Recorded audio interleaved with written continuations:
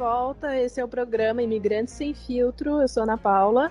Hoje a minha companheira Peg não está aqui, que ela teve que ficar com os 3 filhinhos por conta desse Covid. Não dá, né? Todas as crianças em casa. Ia ter muito barulho de fundo, então a gente precisou se separar por uns instantes. Bem-vindo, Felipe, tudo bem? Oi, Ana, tudo certo? Como é que estão as coisas aí no Brasil? Aqui as mesmas dificuldades de sempre, né? E comparando ao Canadá, às vezes nesse momento, principalmente agora com o Covid, com as coisas atuais que acontecem no país, dá uma certa tristeza, né? Mas estamos indo, certo, trancados em casa. Mas pelo menos estão em família em casa. Felipe, me conta um pouquinho da tua passagem aqui pelo Canadá, em que ano que foi, como é que você tomou essa decisão de vir pra cá? Bom, eu acho que isso começa lá em 2013, 2012 na verdade, isso, no final de 2012. Assim, a ideia de ir pro Canadá minha, nunca, assim, sempre gostei do Canadá, principalmente em termos políticos e tudo que significa o Canadá, eu nunca tinha pensado em ir de fato. Mas surgiu a oportunidade em 2012, quando no governo da Dilma foi lançado Ciências Sem Fronteiras, e aí abriu uma oportunidade, né? Porque até então eu não teria oportunidade para viajar para lá. E abriu essa oportunidade de eu me inscrever para o intercâmbio. E aí eu me inscrevi, selecionei o Canadá como país, provavelmente, porque ele atendia muito ao que eu queria fazer como profissional, como carreira profissional, que é no ramo da arte, da ilustração e design. E tinha muitas escolas boas lá, então eu acabei selecionando o Canadá e acabei parando em Vancouver. Vancouver, legal. E você, só pra gente entender um pouquinho, hoje não existe mais, né, o Ciências Sem Fronteiras, mas como é que foi as etapas, assim, pra ti? Qual foi a maior dificuldade que tu passou? O que tu usou de estratégia pra passar? Tá. O Ciências Sem Fronteiras, ele era um programa bem amplo, que atendia vários estudantes, milhares, né? Então eu tive que fazer o teste do IELTS, que testa o nível de inglês, porque francês eu não sabia uma palavra, até hoje não sei. E daí eu fiz o IELTS, eu tinha uma nota razoável no IELTS que me proporcionou então que as faculdades canadenses pudessem me escolher, né? Quanto à questão de quem podia ir na época, o regulamento era muito individual de cada faculdade.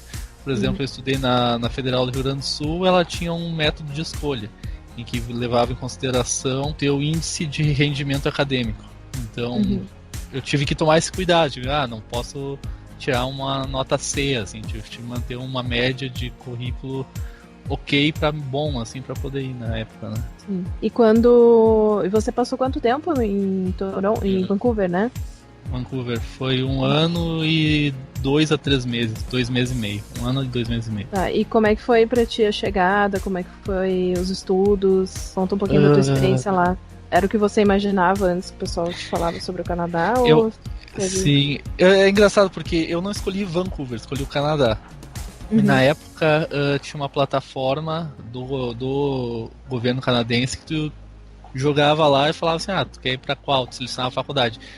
A primeira minha escolha foi em Nova Scotia, né? Nova Escócia, não sei como é que fala. Nova Escócia mesmo. E esqueci até o nome da cidade. E porque tinha uma escola de artes lá e por algum motivo eu me identifiquei com o lugar. Eu tinha escolhido lá, só que acabou que não. Acabou fechando as vagas, deu algum problema que agora eu não lembro na época.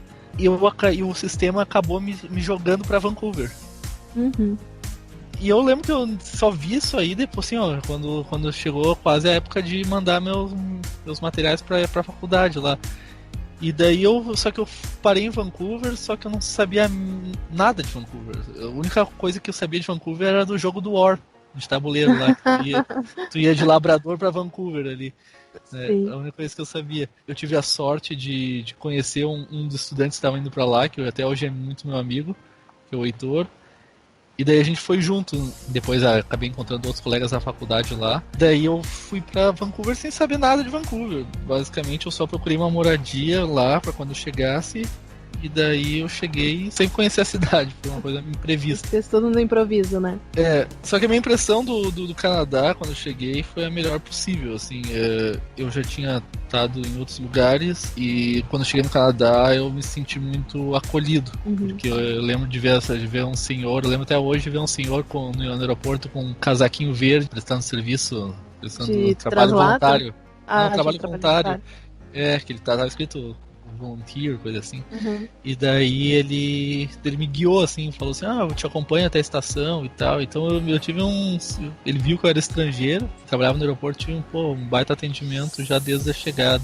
Então, o Canadá, pra mim, ele significa muito que as nações podem ser, sabe? Questão de tratamento de estrangeiros e tudo mais. Pelo menos quando eu fui, né? Uhum. E eu tô aqui no Canadá, eu gosto muito daqui, né?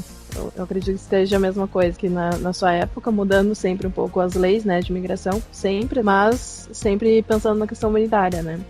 Agora, uma pergunta que eu te faço, como é que foi pra ti? Tu chegou a trabalhar nessa época que tu estava estudando? Como é que foi pra achar trabalho? Foi tranquilo, não foi? Assim, o programa, né, que eu fui, né, a gente ia pra faculdade e tinha 6 meses de estágio. Assim, eles te incentivavam a tu achar um estágio. E daí a faculdade te auxiliava, né, tentava te recomendar para as empresas que tu gostaria de estagiar. Então, logo que eu cheguei, eu fiz dois meses de curso intensivo de inglês para ficar fluente, né, para poder entrar numa universidade e conseguir escrever academicamente, porque tem aquele academic reading, academic writing, né, tem várias. Dentro da própria faculdade, ela tem algumas especificações de matérias lá dentro que tu precisa saber, assim, que é o texto acadêmico. Uhum. E daí eu fiz esses 2 meses de intensivo, então foi puxadíssimo, porque meu inglês era bem arranhado, assim, eu me virava, mas então eu tive que, de certa forma, encorpar meu inglês, né, deixar ele acadêmico, pelo menos bonitinho. E depois desses 2 meses, eu fiz mais um semestre na faculdade de design gráfico. Fiz 2 semestres, né? Fiz um ano, depois mais um semestre. Não, foi um semestre, mais outro semestre de trabalho. Isso. Daí de estágio. Eu queria estagiar na área de jogos digitais, que Vancouver era muito forte. Daí eu acabei sugerindo uma empresa e a faculdade conseguiu o contato com essa empresa e eu fui lá fazer uma entrevista e deu tudo certo. Só que o meu estágio ele foi não remunerado, né? Quem pagava, eu tava ganhando bolsa, né? Mas como é que foi essa experiência do estágio, do ambiente de trabalho? Tu consegue fazer alguma comparação de ambiente de trabalho Brasil e Canadá, naquele, né, esse pouco tempo que tu teve de experiência ali? Sim. Eu acho que a principal coisa, que não assim da empresa falando, porque cada empresa é diferente, mas eu acho que a principal coisa que me chamou a atenção de Vancouver e da empresa assim, é como tinha gente de tudo que é lado, diferente de gente do Brasil, assim, por exemplo. Eu trabalhava numa empresa onde o cara que estava do meu lado era do Japão, de atrás era da Índia, do outro lado da China, tinha 2 brasileiros que entraram comigo. Daí tinha um outro canadense, outros caras da Holanda, então era uma mistureba danada de gente, e isso refletia a cidade, né? Porque a Vancouver, principalmente, ela é uma cidade muito cosmopolita barra chinesa, né? Ela tem muito asiático, principalmente da China, né? E tem muita gente de tudo que é lugar, então tu acaba meio que sendo um cidadão por ser de um país diferente, porque todo mundo é de um lugar diferente. Então trabalhar num ambiente assim, viver num ambiente assim foi muito confortável, porque tu não era o cara diferente, tu era um mais um. E essa é, acho que a grande diferença do Canadá para outros países, né? Então, é uma desculpa te interromper, mas em termos técnicos, assim, tu vê alguma diferença entre os trabalhos? Como a indústria é muito mais desenvolvida na área de jogos no Canadá, muito mais encorpada também, digamos assim, eles são muito mais especialistas e o brasileiro ele é muito generalista. Então, na minha profissão, digamos assim, enquanto eu faço trabalhos, né, faço arte para desde aplicativo para jogo mobile, videogame, revista em quadrinho, qualquer coisa que surja de arte eu estou fazendo dentro do estúdio que eu trabalho atualmente. Lá no Canadá eu fazia só o que a gente chama de assets, né, que é artes. Digamos que eu só fazia artezinha pequenininha para um tipo de jogo. Né? Então eu era o cara que fazia só os tênis de um personagem lá. Então era muito específico, eu era muito o que a gente chama de especialista, né? O cara que só faz uma coisa só. Então lá tinha gente que estava fazendo a mesma coisa há 20 anos. Então, porque a indústria permite isso, a indústria ela é muito mais desenvolvida, então tu tem especialistas em cada um dos setores. Se você fosse classificar, isso seria como algo bom ou algo que te limita um pensamento? Por exemplo, o que eu vejo, né, hoje, assim, do Canadá, enquanto que os brasileiros que vêm para cá, são a cultura que mais se adapta a qualquer coisa e a qualquer tipo de profissão, porque a gente é pau para toda obra, né, que a gente fala. Então a gente se arrisca a fazer qualquer coisa e qualquer trabalho a gente consegue, né, na maioria a gente consegue fazer. Neste caso, é bom ou é ruim ser tão especialista assim, por exemplo, no Canadá? Eu acho que assim, o brasileiro, pra mim, ele é acima da média, porque justamente ele consegue se adaptar. Todo mundo, assim, pelo menos que eu conheço, todo mundo sempre vê o Brasil dessa forma, assim, os brasileiros são bons trabalhadores, em geral, porque o brasileiro, ele não tem medo de encarar uma nova empreitada. E isso vale em qualquer área, né? O brasileiro vai pro Canadá, pode ir, ou, sei lá, fazer qualquer tipo de trabalho, não importa o trabalho, a gente tá fazendo, porque a gente não se sente prejudicado por nada. A gente quer encarar as coisas. E ser generalista, ou levando em termos maiores, se tu conseguir fazer qualquer coisa, é uma vantagem pra ti na vida, né? Porque o pessoal que tá lá e que é muito especialista, eles não podem sair de lá, por exemplo. Numa indústria em que tu é um especialista e que tu precisa ser generalista, se tu não consegue olhar pro teu lado e fazer outra tarefa, ou tu tá inserido naquele ambiente, ou tu se ferra em outro, né? É isso. Sim. E tu acredita que qual foi a experiência que tu conseguiu trazer pro Canadá enquanto tu conseguiu, né?